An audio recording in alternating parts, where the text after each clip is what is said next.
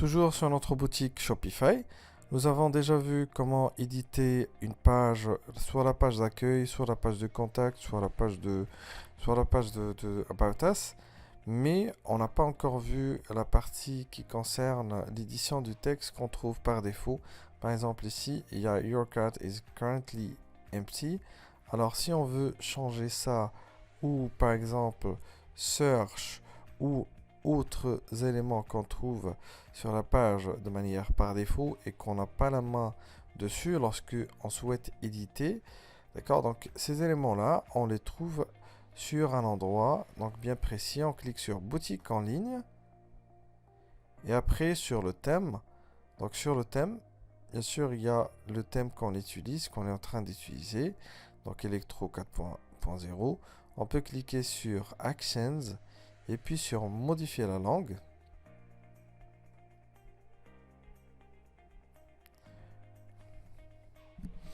Et là, on trouve tous les éléments qu'on peut modifier. Par exemple, le message des cookies. Donc, le message qui s'affiche lorsque on visite notre site web pour la première fois. Donc, des sites website, use cookies, machin. Donc, vous pouvez changer ce message. D'accord, et cliquer sur enregistrer. Voilà, donc il y a dismiss button. Gareth, Learn More, donc les éléments qui concernent le message des cookies. Nous avons aussi quelques éléments comme par exemple Search. Donc, sur Home, donc Search, je peux mettre par exemple Search Product. Search a product ou product. D'accord, donc dans ce cas-là, je vais vérifier est-ce que le message il a été enregistré ou non. Donc il suffit de rafraîchir la page et voir est-ce que ce message-là est bien enregistré. Voilà, Search Product. Du coup, vous pouvez jeter un œil sur l'ensemble des éléments, des textes que nous avons ici. Par exemple, Shop Now. Je peux l'éditer, je peux mettre autre chose. Par exemple, la page 404, le header. Alors, pour le header, donc on peut bien sûr jouer sur les autres éléments qu'on avait ici, Store Location, Your Order, etc., etc. Alors ça, c'est pour l'édition, mais sur la même langue. C'est-à-dire, ici, on utilise l'anglais, d'accord? Vous pouvez bien sûr jeter un œil sur l'ensemble des pages, Homepage, Collections, Products, Customer, la page de carte, Contact, Search, etc., etc. Mais vous pouvez aussi changer la langue si vous voulez.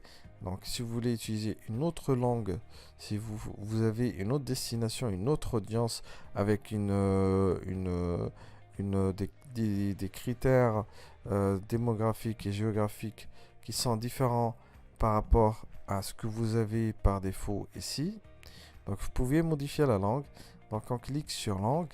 Je peux choisir par exemple French. D'accord, français. Et je clique après sur enregistrer. Alors, je vais trouver bien sûr quelques langues ici. Les langues que je vais trouver ici, donc ce sont des langues, si je clique sur général, des langues qui sont, si vous voulez, auto-traduites. D'accord, donc il y a quelques éléments qui sont déjà traduits, etc., etc. Sinon, il y a beaucoup d'éléments qui manquent. Par exemple, ici, il manque 260 mots à traduire. D'accord, donc on doit traduire tous ces éléments-là, un par un, de manière à ce que le texte s'affiche complètement en français. Et voilà, donc vous avez cette option-là. D'accord. Et voilà, il y a cette langue qui est incomplète. Mais sinon, si je prends une autre langue, German, par exemple, inactive, ok, pas de traduction en German.